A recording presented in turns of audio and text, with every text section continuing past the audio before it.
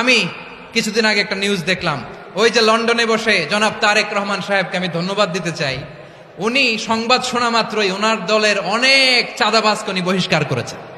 কোনো ব্যক্তির কারণে, কোনো নেতার কারণে, কোনো কর্মীর কারণে যদি মানুষের আস্থা নষ্ট হয়, তাকে আমরা ওন করতে পারবো না। বিকজ আমরা বহু ঝড় ঝঞ্ঝার ভিতর দিয়ে আজ এখানে এসে দাঁড়িয়েছি, বহু অত্যাচার নির্যাতনের ভেতর দিয়ে এখানে এসে দাঁড়িয়েছি আজকে আমরা। কাজেই আমাদের পক্ষে আর সম্ভব না যে কেউ নিজের বিষয়, নিজের স্বার্থ নিয়ে এমন কিছু করবে যেটা দলের স্বার্থকে আঘাত করবে, ক্ষতিগ্রস্ত করবে। তাকে আমাদের পক্ষে টানা সম্ভব না। আই ডু অ্যাপ্রিসিয়েট প্রতিটি দলের এরকম ইনিশিয়েটিভ নেওয়ার দরকার আছে না নাই? যে কোনো দলে এই প্র্যাকটিসটা থাকার দরকার আছে না নাই? চাঁদাবাজদের সাথে আপনারা নিজেদেরকে মুক্ত ঘোষণা করবেন যে এরা আমার দলের কর্মী হতে পারে না। টেন্ডারবাজি, চাঁদাবাজি, দুর্নীতি, অপরাধ, দখলদারিত্ব, মজুদদারি, এগুলো সব কিছু একসাথে প্রতিরোধ করতে হবে, ঠিক কিনা বলেন?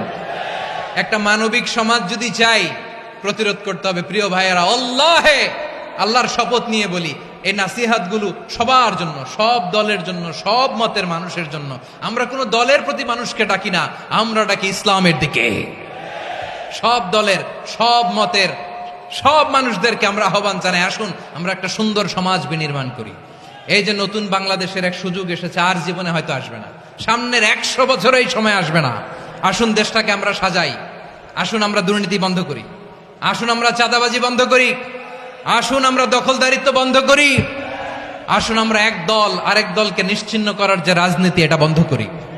সব দলের প্রতি আমার আহ্বান, আমরা চাঁদাবাজ মুক্ত বাংলাদেশ চাই, জুলুম মুক্ত বাংলাদেশ চাই, ফ্যাসিজম মুক্ত বাংলাদেশ চাই, গুণ খুন খারাপি মুক্ত বাংলাদেশ চাই। আমরা নতুন ভোরের বাংলাদেশ চাই।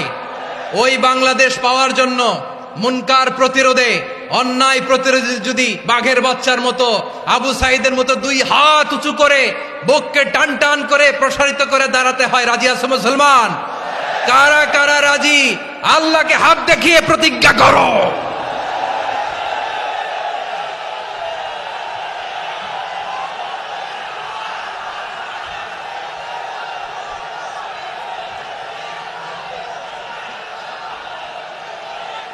আমার প্রিয় ভাইয়েরা, বসুন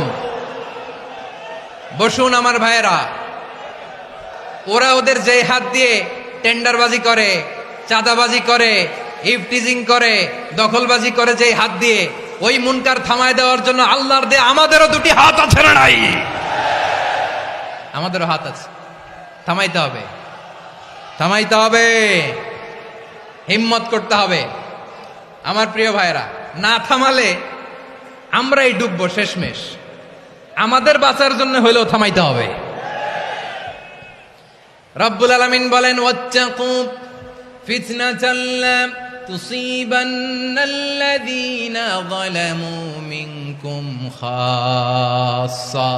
ও আমার গোলামেরা, ওই আযাবকে ভয় করো যে আযাব যখন আমি জমিনের বুকে পাঠাই, শুধু জালেমদেরকেই মারি না, আলেমদেরকেও মারি। আযাব যখন আসে তখন শুধু জালিমই মরে না, আলেমও মরে। জানেন, মুসা আলাইহিস সালামের পায়ে একবার একটা লাল পোকা কামড় দিয়েছে, লাল পিঁপড়া। লাল পিঁপড়া কামড় দিলে খুব আরাম লাগে না? কি লাগে? হ্যাঁ, জলে না?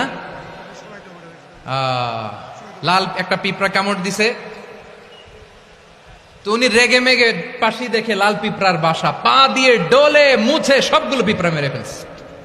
এই ঘটনাটা আল্লাহ ঘটিয়েছেন এজন্য। মুসা আলাইহিস সালাম ছিলেন কালিমুল্লাহ, সরাসরি আল্লাহর সাথে কথা বলতেন। তিনি আল্লাহকে জিজ্ঞেস করেছিলেন, আল্লাহ তুমি যখন কোনো জনপদে আযাব পাঠাও, শাস্তি দাও, ওখানকার শুধু জালেমরাই তো মরে না, ভালো মানুষগুলাও মরে, তো আযাব দিবা মুশরিকদের উপর দিবা, অবাধ্যদের উপর দিবা, ভালো মানুষগুলারে মারো কেন? আল্লাহ বললেন, মুসা তোমার যে কামড় দিছিল পায়ের মধ্যে পিঁপড়া, কয়টা পিঁপড়া? জোরে বলেন। একটা পিঁপড়া, তো সবগুলারে মারলা কেন? রেগে মেগে পুরো পিঁপড়ার বাসা ভেঙে মেসাকার করলা কেন? এই মুসা, আমি যখন অ্যাকশনে যাই, আমি যখন শাস্তি দেই, তখন এত বাস বিচার করা হয় না, বাস বিচার করা যায় না। যখন অ্যাকশনে যাওয়া হয়, ওইটা ডাইরেক্ট অ্যাকশন হয়ে যায়। চিল্লায় বলো ঠিক কিনা? এজন্য আমাদের বাঁচার জন্য হলেও এই পাপ থামাতে হবে, এই শয়তানের অট্টহাসি থামাতে হবে, অন্যায় অপরাধ সমাজ থেকে আমাদের থামাতে হবে। কারণ আযাব আসলে ওরাও মরবে, আমরাও মরব। একটা জাহাজ 2 তলা, আপনি আছেন 2য় তলায়, শুনতেছেন? শুনতেছেন? জাহাজ কয় তলা? আপনি কোন তলায়? 2য় তলায়। নিচের তলার কিছু লোক জাহাজের তলা ছিদ্র করতে আরম্ভ করছে। কি ছিদ্র করতেছে? আচ্ছা, জাহাজের তলা ছিদ্র করলে তলা দিয়ে কি ঢুকে? এখন আপনি যদি বলেন আমার কি, আমি তো 2 তলায়, আমার কি, আমি তো সেফ, আমি ইন দ্য সেফ জোন, আমি তো ভালো আছি, আমি তো ভালো আছি, ওরা ছিদ্র করে ওরা মরবে। আসলে কি শুধু ওরা মরবে, নাকি তলা ফুটো হলে ভিতরে পানি ঢুকলে আপনারও সলিল সমাধি হবে?